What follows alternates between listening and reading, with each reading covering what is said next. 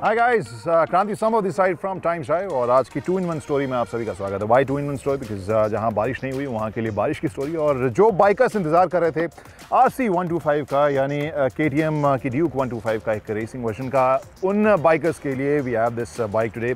हम बजाज के प्लांट में पहुंचे हैं जहां पर उनका टेस्ट ट्रैक है। वहीं पर हम RC 125 को दौड़ा रहे थे और बारिश काफ़ी हो रही है और इसमें जाहिर सी बात है बहुत ज़्यादा मैं पुश नहीं कर पाया। यहाँ पर मैं रेन में राइडिंग का बहुत एक बड़ा एक्सपर्ट नहीं हूँ, बट क्या फील थी इसकी राइड की वो मैं ज़रूर आपके साथ शेयर करूँ। लेकिन सबसे पहले नज़र डालते हैं कि इस नई RC 125 में what all new things are we going to see. यहाँ बेसिकली अगर हम मोटे तौर पर कहें तो ये एक RC 200 है जिसमें जिगर या दिल जो है वो 125 का लगा है।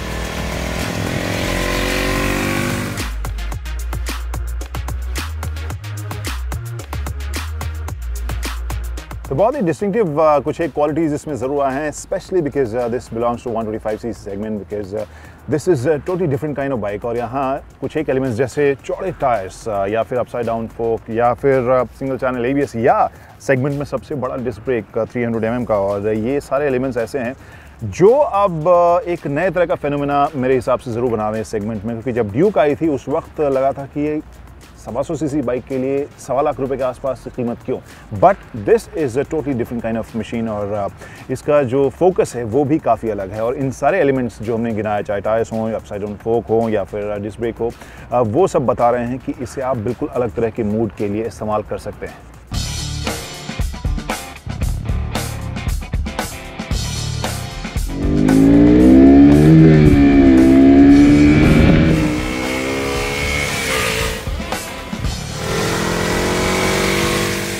Now let's talk about that angle, that aspect, जो important है। क्योंकि यहाँ पर जब बारिश में भीगकर बारिश का मज़ा लेते हुए when we have ridden this bike, तो इसके राइड के बारे में we can talk definitely। क्योंकि शुरुआत में अगर मैं कहूँ, चूँकि यहाँ ट्रैक पर बहुत दिनों के बाद मैं आया हूँ और प्लस थोड़ी सी नर्वसनेस फील हो रही थी, not because of this bike.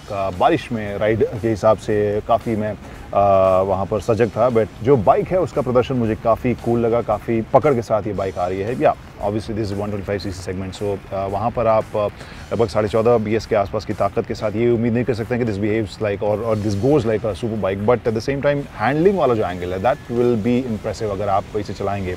जिस तरीके से हैंडल करते हैं, जिस तरीके से ब्रेक कर रही है, जिस तरीके से ये मुड़ रही थी, हालांकि जैसे मैंने कहा फिर से बहुत सारा पानी था ट्रैक के ऊपर, लेकिन उस पकड़ के साथ जो मुड़ रही थी तो वो मुझे काफ़ी इंप्रेसिव लगा।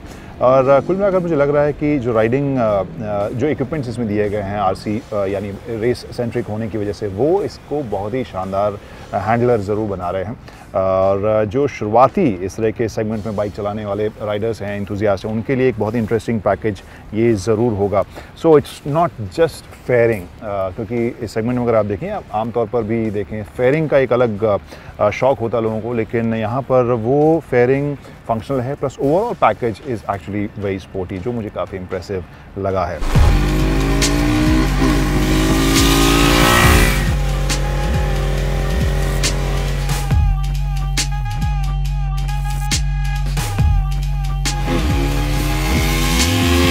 तो आखिर में हमारा वही वर्ल्ड फेमस इन इंडिया सवाल कि बिंदु कहाँ विश्राम करती है। बिंदु विश्राम करती है इसकी यूटिलिटी पर। वाई? बिकॉज ड्यूक 125 जो आई थी उस वक्त हो सकता है कि कंफ्यूजन हो कि इस सेगमेंट में इतनी कीमती बाइक क्यों, लेकिन अब जिस तरीके के हैंडलिंग कैपेबिलिटी के साथ ये बाइक आई है, जिस तरह के इक्विपमेंट्स के साथ बाइक ये आई है, वहाँ पर हमें लगता है कि एक नए तरह का डिस्टिंक्ट प्रोडक्ट है।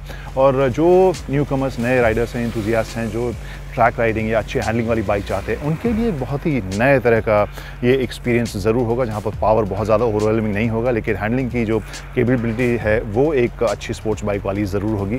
तो वहाँ के लिए मुझे लगता है कि बहुत ही इंटरेस्टिंग, बहुत ही केपेबल प्रोडक्ट आया है।